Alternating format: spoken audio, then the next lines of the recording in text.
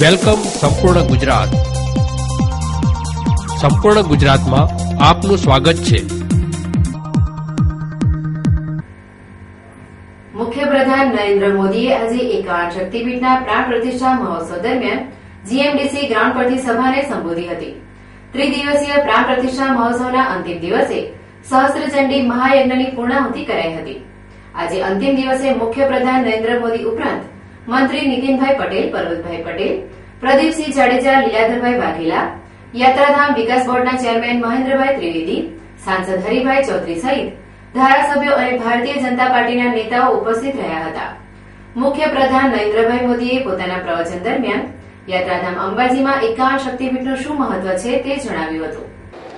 अगर हम इन 125 करोड़ यात्रियों की तरफ ध्यान केंद्रित करें,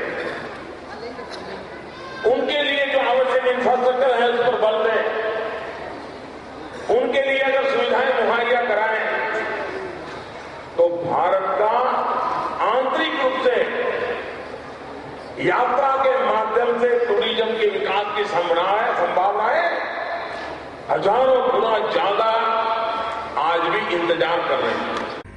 મુખ્યપ્રધાન નરેન્દ્ર મોદીએ જણાવ્યું હતું કે 35 થી 40 વર્ષ પહેલા મક્કાનો વિકાસ નહોતો, પરંતુ આજે ત્યાં 5 સ્ટાર હોટલો પણ છે.